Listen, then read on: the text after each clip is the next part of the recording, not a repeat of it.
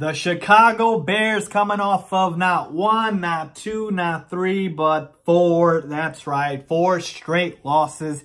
Head home to Chicago to play the division rival Detroit Lions in Week 10. What is going on, y'all? Fox Sports Talk back at it with another video talking, of course, some NFL here to give you guys my preview and prediction for the Bears versus the Lions game. So if you're new to the channel, welcome. Make sure to go ahead and subscribe by hitting the big red subscribe button down below. And turn on my post notifications to be notified every time I drop a new video by clicking the bell icon down below. And while you're at it, folks, follow me on my social media links down below and on the screen for that. That is the best way to reach me. Without further ado, let's talk about this game. Give you guys my preview prediction, a score prediction as well at the very end.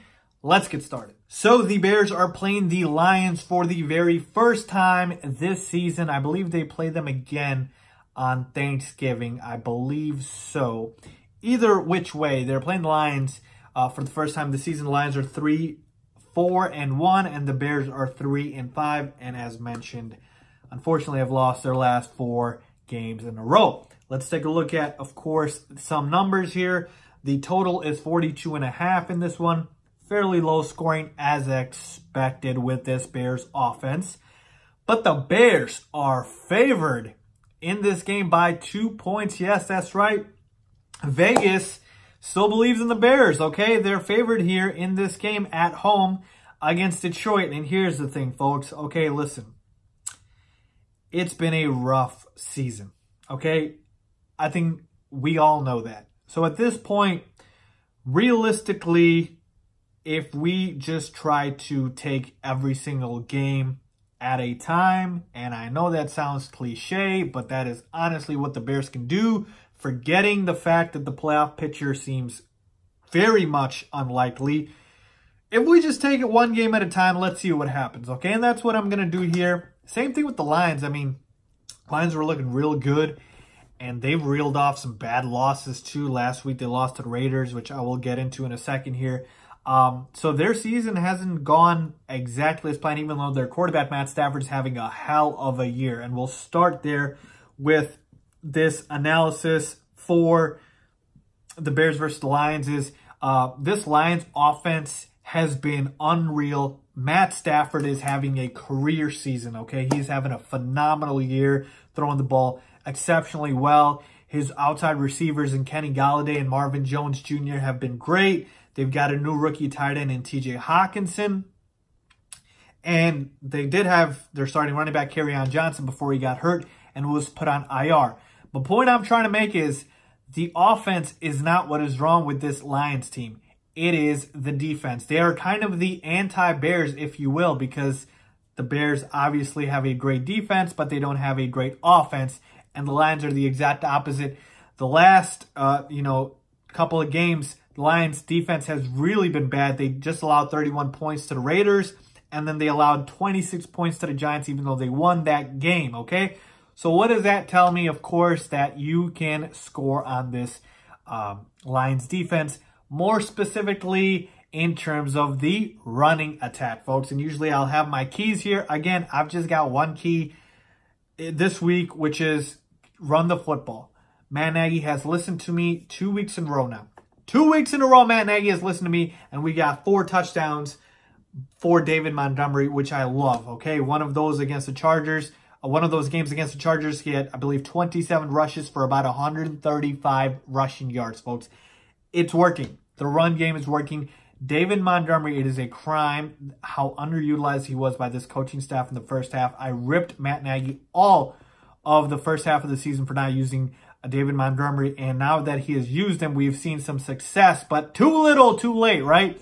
So, again, feed the rock, give the ball, and put it in the belly of David Montgomery 30 times this game. I want 30. I went from 15 to 20 to now I want David Montgomery to get the ball 30 times in this one. The Lions are porous against the run, okay? They are awful.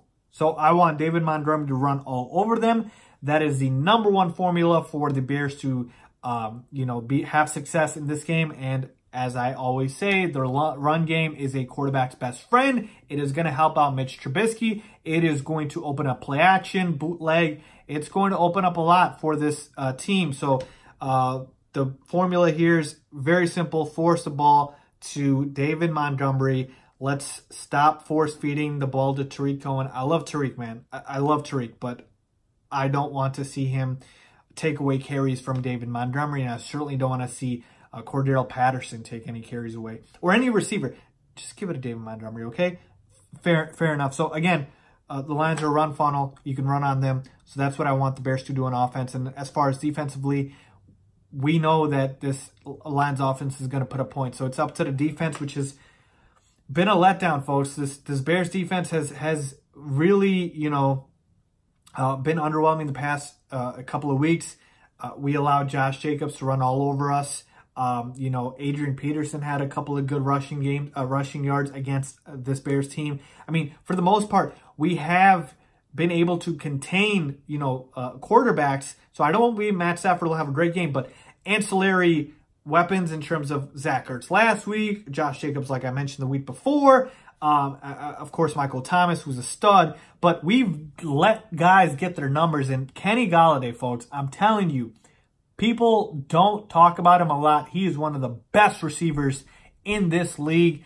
A prototypical, he's like 6'4", 6'5", 250, whatever, 240. He is phenomenal, and he can abuse our cornerbacks and our safeties. So I need us to obviously hone in on that. And then Marvin Jones Jr. as well, who's a very crafty receiver. And then they've got Danny Amendola in the slot as well. He's nice, but for the most part, I do expect Matt Stafford to put up points, but I think this Bears team will hopefully be able to contain him. And as far as the run game, the Lions don't have one now without Kerryon Johnson. They're trotting out guys like Ty Johnson and Paul Perkins. So it's really a two-step process here for the Bears.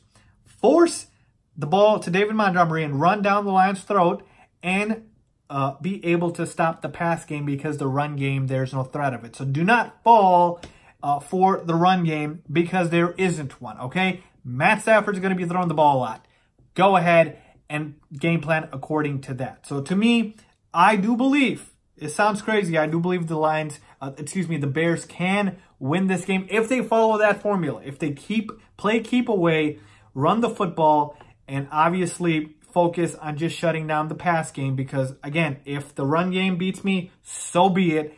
I don't think it will. If the Bears do that, I really do believe they can win this game. I really do. Okay? And to me, I'll do it. I'll go ahead and pick the Bears to win this game somehow, some way, hoping that they right the ship here. And Matt Nagy listens to me. Hopefully. I know that that's expecting a lot. But hey, he's ran the ball the last 2 weeks. So hopefully he keeps it up. And hopefully it works out. So expect a big game from David Montgomery. I'm expecting another 2 touchdowns, maybe even 3. I've got a final score of 21 to 20. I wanted to do 24-21, but somewhere around there, because the Bears just haven't put up points. They've been like 16, 19. I guess I can't give them a lot of points. So 21-20, very, very close game. But the Bears get the dub at home in Soldier Field. So there you have, folks, my picks and predictions. Excuse me, my preview and prediction for the Bears versus the Lions. Let me know if you guys agree or disagree. Leave a comment down below. What is your score prediction? What is your sort of synopsis? What is your summary of what you think happens in this game? Let me know that down below. If you like this video, please give it a big thumbs up. Please make sure to subscribe as always. Thanks for watching.